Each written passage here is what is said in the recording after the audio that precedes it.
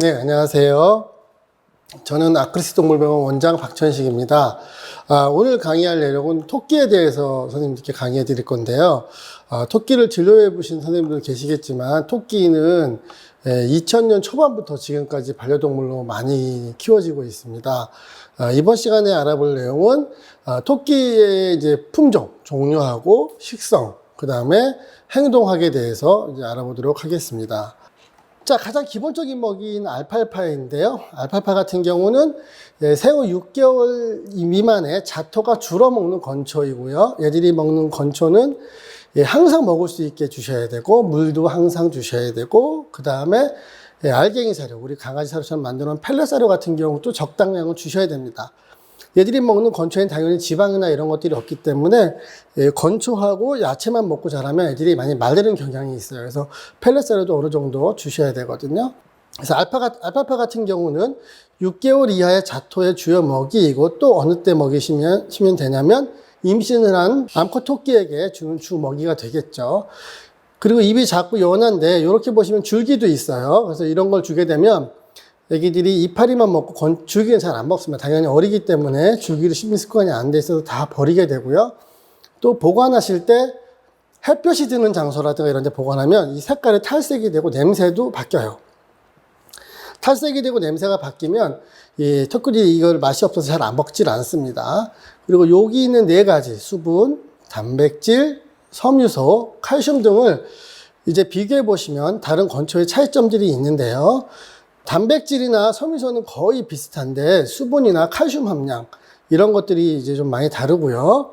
물론 단백질 함량하고 이제 칼슘 성분이 가장 많이 차이가 나게 될 거예요. 보시면 되죠. 자, 이 티모시 같은 경우는 이렇게 질긴 건초 줄기인데 가운데 큰 줄기가 있고 옆에 입이 작게 있습니다.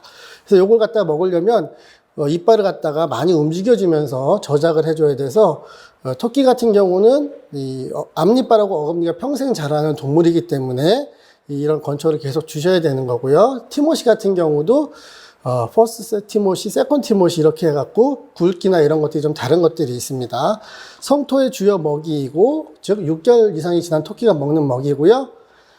수분 함량과, 자 여기 다시 보시면 수분 함량 12에서 13% 비슷하죠. 조금 적죠. 그 다음은 단백질 함량도 보시면 티모시 같은 경우는 4%, 그 다음에 알팔파는 더 높죠. 섬유소 같은 경우는 비슷하고요. 칼슘 함량에서도 많이 차이가 나죠. 알팔파는 1.에서 1.5%고 티모시는 0.에서 0.4%입니다. 즉 성장기가 아닌 다 큰 아이들을 유지해주기 위한 건초의 모습을 띠고 있죠.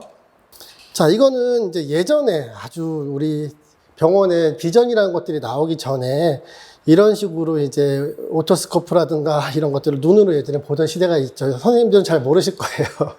이제 옛날에 책에 있는 걸 그냥 놓은 거고요. 요즘 같은 경우는 이제 구강 검사 같은 걸 하거나 귀 검사를 하거나 이럴 때는 다 모니터에 연결된 비전 같은 거라든가 그거보다 더 좋은 장비로 검사를 하시게 되죠. 그래서 이거 이제 치아 검사를 꼭 해줘야 되기 때문에 치아 검사를 하는 모습을 하나 띄워 놓은 거고요. 자, 이런 자세를 이제 집에서 보실 수 있는데요. 얘는 일단 보시면 뚱뚱하죠. 뚱뚱하고, 그 다음에 이제 옆으로 누워서 가만히 있는데, 자기가 자기 집에서 잘 적응하는 애들은 이렇게 누워서 있기도, 옆으로 누워 있기도 하고, 들어 누워 있기도 합니다.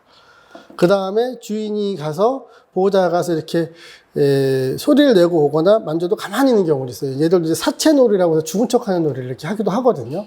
그래서 이건 이제 잘못된 게 아니라, 이런 행동을 하기도 한다. 그런 거고요. 이제 토끼의 사회적인 습성에 대해서 좀 알아보기로 하겠는데요. 토끼는 잘 아시다시피 굉장히 넓은 환경에 지어야 되는 거죠. 좁은 데 이제 있을수록 이제 활동량이 적어져서 여러 가지 또 이제 비만이라든가 다른 질병이 생길 수도 있고요.